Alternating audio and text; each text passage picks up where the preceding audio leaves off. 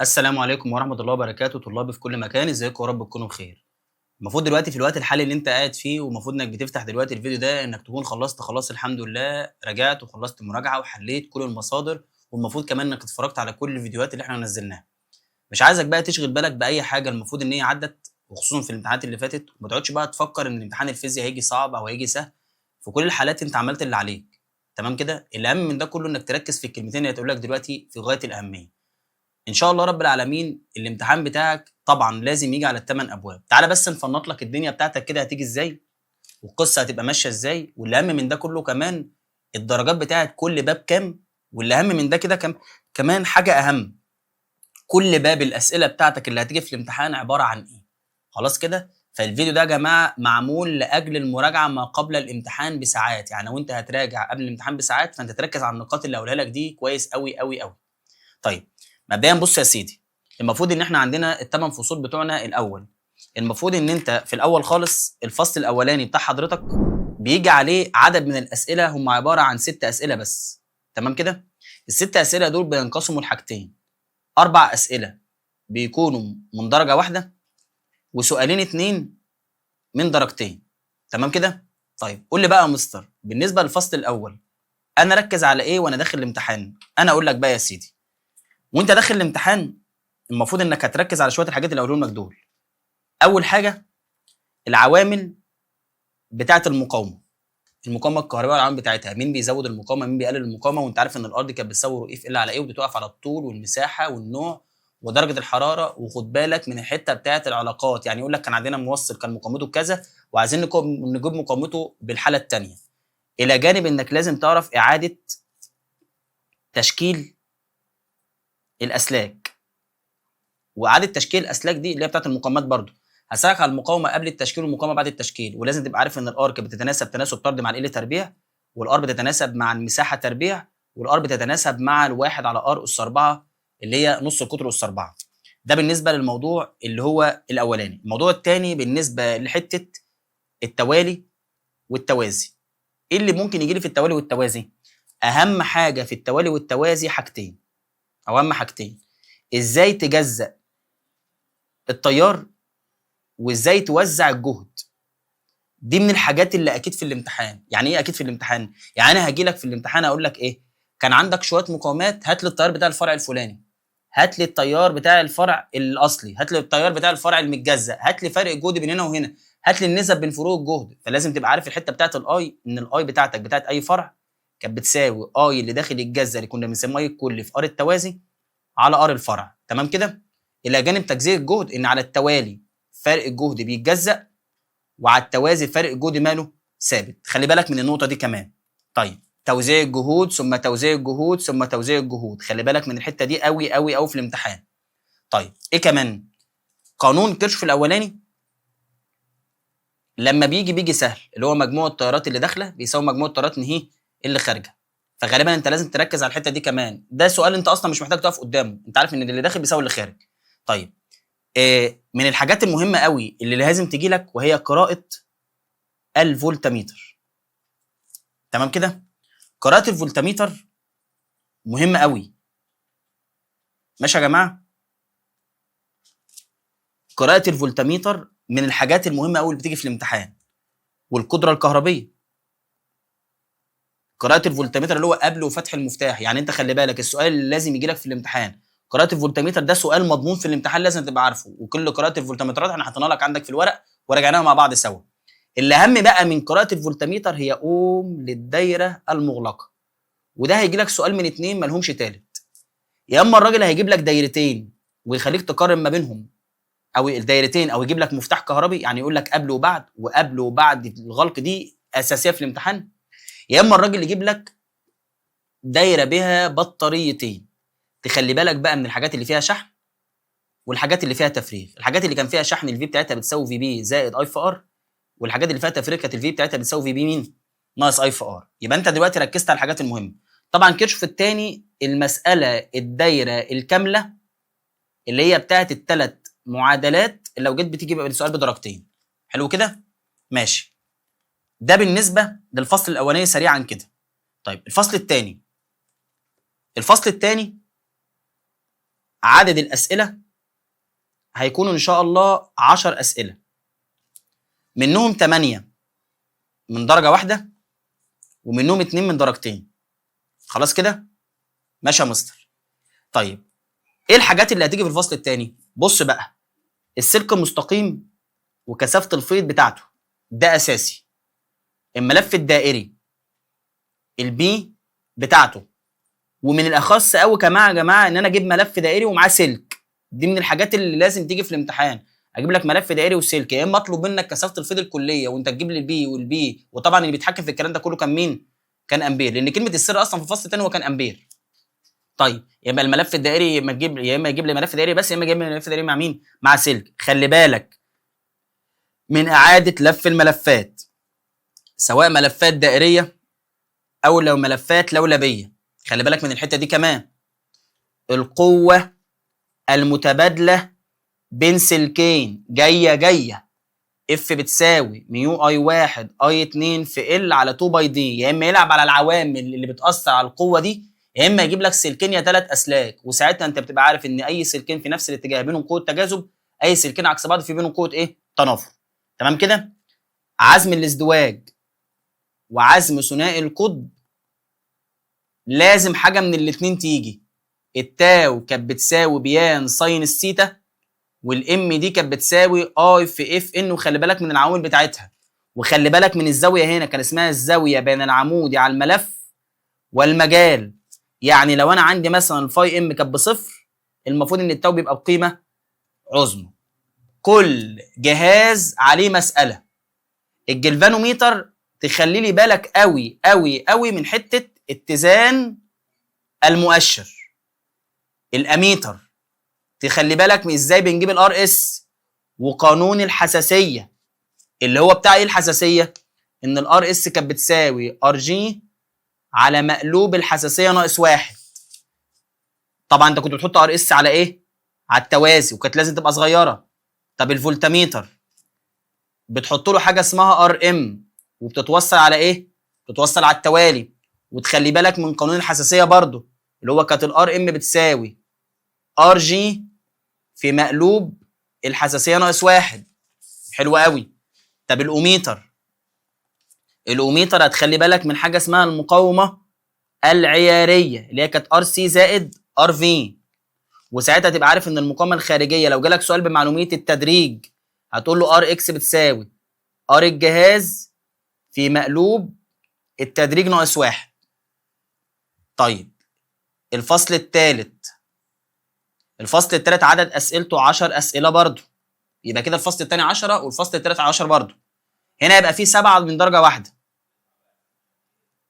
و3 من درجه، او 3 من ايه؟ من درجتين. الفصل الثالث بالنسبه لي هنتكلم فيه على ايه؟ خلي بالك من المعلومه دي. اهم حاجه الاسئله بتاعت الحث الكهرومغناطيسي، اللي هي بتاعت مين؟ قانون فاراداي، اللي هو الاي ام اف بتساوي ان او سالب ان دلتا فاي ام على الدلتا تي. ده اساسي. وخد بالك عشان ده لو ما جالكش كسؤال مباشر هيجي لك على حاجه اسمها القوه الدفعه الكهربيه المتوسطه في الدينامو. يعني بمعنى اصح كده في الدينامو لو ما جابلكش القانون بتاع الحث الكهرومغناطيسي، وطبعا انت عارف ان التيار ده احنا كنا بنقول عليه حاجه من 4 طبعا، بس اهم حاجه في السؤال ده انه ممكن يجيب لك رسومات. يعني خلي بالك من الرسومات بتاعه التغير في الفيض، يجيب لك مثلا مغناطيس وملف يقول لك ده بيقرب ده بيبعد، هات لي اكبر ايه؟ اي ام اف. خلي بالك من الاي ام اف والعوامل اللي بتوقف عليها كانوا 3: التغير في الفيض وعدد اللفات والسرعه. الحاجات دي مهمه قوي يا جماعه، السرعه بتغير في كل حاجه. طيب لازم يجي لك سؤال على الحث المتبادل، يجيب لك ملفين، ملف ابتدائي وملف ثانوي. لازم تبقى عارف ان الاي ام اف اللي كانت بتتولد في الملف الثانوي بتساوي سالب ام اللي هو معامل الحث المتبادل دلتا اي على الدلتا تي اللي كانت موجوده في الملف الايه الاولاني، وفي نفس الوقت بتساوي ان دلتا فاي على الدلتا تي. خلي بالك من اضاءه المصابيح. لما انت كنت بتعمل حاجات بتقلل المجال لينز بيزودها، بتعمل حاجات او بتزود المجال لينز بيزودها. وكلمه لينز بيقللها يعني ايه؟ يعني بيعمل اي ام اف عكسيه. التيار عكس التيار اللي في الثانوي بيكون عكس التيار اللي في الملف هو الابتدائي. اما في حاله ان هو بيزودها بتعمل القوه دفع كهربائيه نوعها ايه؟ طرديه. فالاي ام اف الطرديه ساعتها الاي الثانوي بتكون زي التيار اللي موجود في ملف هو الابتدائي. الحس الذاتي، الحس الذاتي لازم يجي لك سؤال على الحس الذاتي، وخلي بالك من القانون ده قوي قوي قوي، اللي هو قانون معامل الحس الذاتي. معامل الحس الذاتي كان قانون ميو في ايه في ان تربيع على ال. تمام كده؟ الدينامو هيجي لك عليها 3 اسئله، فركز فيهم قوي. غالبا بيجي لك في واحد فيهم بياني، والبياني بيلعب على القوه الدفع الكهربائيه المتوسطه دايما اللي احنا بنربطها بمين؟ بفاراداي. ما تقلقش، انت كده كده داخل الامتحان معاك القوانين بتاعت مين؟ الدينامو، فما تقلقش منه قوي يعني. المحول الكهربي، وخلي بالك من نوع المحول عشان تعرف عدد لفات مين اكبر من عدد لفات مين. يعني المحول ده رافع ولا خافض؟ مثالي ولا غير مثالي؟ طبعا لو مثالي بتبقى كفاءته بتساوي كام؟ 100%. لو غير مثالي بتبقى كفاءته اقل من كام؟ من 100%. لو رافع مثلا للجهد بيبقى ان اس اكبر من ان بي، يعني في اس اكبر من في بي، والعكس طبعا لو هو ماله. طيب اخر حاجه بالنسبه للباب الثالث وهي مين؟ وهي المحرك. فكره عمله كانت عزم الازدواج، وتخلي لي بالك هو ليه بيلف بالرغم من وجوده في الوضع العمودي؟ بسبب خاصيه الكسور الذاتي. تمام؟ ثانيه واحده كده. بسبب خاصيه الكسور الذاتي. طيب ليه بيستمر في نفس الاتجاه؟ بسبب المقوم المعدني. الباب الرابع، الباب الرابع المفروض ان عدد الاسئله 6 اسئله، 3 من درجه واحده و3 من درجتين. الباب الرابع اهم حاجه فيه دايره الار والال والسي، وتبقى عارف ان الزد بتاعتك بتساوي الجذر التربيعي الاكس ال تربيع زائد ار او اكس ال ناقص اكس سي الكل تربيع زائد ار تربيع. وتبقى بتعرف زوايا الطور عشان مهمه جدا، زوايا الطور بتاعت كل الايه؟ بتاعت كل الدوائر. وتعرف دايره الرنين زي ما احنا كنا بنحل، كنا نقول اي دايره ارسال اي دايره استقبال. تخلي بالك من دايره الرنين اللي كان قانونها بيساوي اف بتساوي 1 على 2 باي جذر ال سي. خلي بالك مليون مره من زوايا الطور. حلو كده؟ طيب كده انت خلصت الكهربيه. الباب الخامس، الباب الخامس بص يا سيدي، الباب الخامس عدد الاسئله 5 اسئله. ماشي؟ في منهم 3 من درجه واحده و2 من درجتين. اركز على ايه؟ تركز على قانون فين. قانون فين اللي هو بتاع العلاقه ما بين درجه الحراره والطول الموجي، علاقه عكسيه. تركز لي على درجات الحراره اللي كانت في الجدول وشكل الاشعاع بيحصل له ايه. ده بالنسبه للدرس الاولاني. طبعا الدرس الثاني اشعه الكاثود والخليه الكهروضوئيه. وتخلي لي بالك من القانون ده قوي قوي قوي، كاي بتساوي اي ناقص اي دبليو. القانون ده بنستخدمه امتى؟ لما يكون عندنا معدن بيسقط عليه ضوء. يعني لو ادالك معدن وبيسقط عليه ضوء بتستخدم القانون اللي قدامك ده. ولازم كانت الطاقه بتاعه الضوء الساقط تبقى اكبر من او بتساوي الطاقه بتاعه مين؟ المعدن. طيب ايه كمان في الباب الخامس؟ تخلي بالك من ظاهره كومبتون لانها جايه لك. ايه اللي حصل قبل التصادم؟ ايه اللي حصل بعد التصادم؟ مين اللي طاقته زادت؟ مين اللي طاقته قلت؟ طيب اهم حاجه في الامتحان، ودي اكيد هي علاقه دي براولي.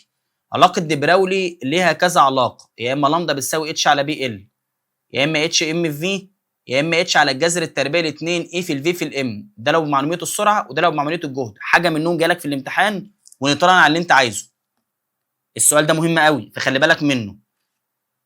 اي ميكروسكوب الكتروني لو جالك في الامتحان انت بتشتغل بعلاقه دي براولي اللي هي لامدا بتساوي اتش على ام في ومشتقاتها. حلو. الباب السادس، الباب السادس عدد الاسئله 3 بس. 2 من درجتين وواحد بس من درجه واحده. طب اخلي بالي من ايه؟ تخلي بالك من القانون بتاع الالكترون وهو بيلف في المسار بتاعه، ما بيلفش في مسار دائري، طلع بيلف في مسار موجي. فكان عندنا 2 باي ار بتساوي ان في لامدا. خلي بالك من القانون ده، ممكن يجي لك عليه سؤال. الانتقال بين مستويات الطاقه ومتسلسلات ذره الهيدروجين كلهم بيتحلوا بقانون واحد. دلتا ايه بتساوي اي ناقص ايه اللي انت نازل منه ناقص الايه اللي انت نازل عليه. اما بس كان عندنا حته لقطه كده، الدلتا ايه دي ليها شويه قوانين، يا اما اتش في نيو، يا اما اتش في سي على لامدا، يا اما ام سي تربيع، يا اما بي ال سي، على حسب المعطيات اللي هتبقى موجوده قدامك. احيانا بيطلب طاقه، احيانا بيطلب طول موجي، احيانا بيطلب كتله، احيانا بيطلب مين؟ كميه تحرك. الباب السابع طبعا نسيت بس اقول لك على حاجه مهمه. في الباب السادس خلي بالك من انبوبه كوليدج والاطوال الموجيه، الطول الموجي المستمر والمميز، لازم يجي لك واحد منهم. اما الباب السابع عدد الاسئله بتاعته كلها 3 اسئله وكلهم من درجه واحده. هتخلي لي بالك بس من حاجه مهمه، اللي هو القانون بتاع فرق الطور وفرق المسار، تمام كده، وليزر الهيليوم نيون. خلي بالك من النقطتين دول في الباب السابع. الباب الثامن والاخير، وده هتخلي لي بالك بقى منين؟ طبعا انت بتبقى عارف انواع حاملات الشحنات وانواع البلورات، وايه الحاجات اللي بتزود التوصيليه الكهربيه لكل بلوره، وتبقى عارف خصائص الN تايب وخصائص البي تايب. طبعا هيجي لك سؤال على الوصله الثنائيه، اللي هي مره بتسمح مرور التيار لو انت موصل توصيلا اماميا، وممكن نقول ان انت لو جالك سؤال على الترانزستور، تمام، هيجي لك الترانزستور، واهم حاجه تخلي بالك التوصيل الصح بيعمل ايه. هو ايه التوصيل الصح يا مستر؟ اقول لك عشان نبقى لخصنا القصه كلها. التوصيل الصح انك بتوصل الباعث مع القاعده دايما اماميا فيعمل كمفتاح مغلق، وده اللي بيسمح بمرور التيار. خلاص. والمجمع دائما يتوصل توصيلا عكسيا. يعني بخلي بالك من نوع التوصيل ده عشان ده التوصيل اللي بنشتغل عليه. اي توصيل تاني بيبقى مبوظ كل حاجه. خلي بالك من القانون ده، في سي سي بتساوي اي سي ار سي زائد في سي اي. مهم قوي القانون ده يا جماعه. وتخلي بالك من الالفا اي والبيتا اي، لازم يجي عليها سؤال في الامتحان طبعا. اخر حاجه خالص البوابات المنطقيه، وغالبا انت عارف كل واحده بتاعتك كنا بنشتغل عليهم ازاي، فلازم يجي لك سؤال بوابات منطقيه في الامتحان، اللي هو نوت واور واند. لازم يجي لك عليهم ايه؟ 3 اسئله. اهم حاجه وانت بتحل في الامتحان، اوعى تبتدي بالترتيب. اول 32 سؤال بيبقى عليهم درجه واحده والباقي كله عليه درجتين. نصيحه لوجه الله، ما ترهقش نفسك في الاسئله اللي مدرجه واحده قوي، ركز على الاسئله المدرجتين في الاول. يعني اهم حاجه تبص على الاسئله المدرجتين، عشان دي الاسئله اللي هتجمع بيها درجات. انت عندك تقريبا اكتر من 13 سؤال، هتتكلم تقريبا في 28 درجه، تقريبا 28 درجه على الاسئله بدرجتين، ب 14 سؤال. فركز، مهم قوي قوي قوي يا جماعه في الحاجات اللي زي دي، وربنا يبارك لكم ان شاء الله. تمام. لحد هنا يا جماعه عايزكم تكونوا ركزتوا في اللي انا قلته، واتمنى ربنا يوفقكم بكره في الامتحان. والسلام عليكم ورحمه الله وبركاته.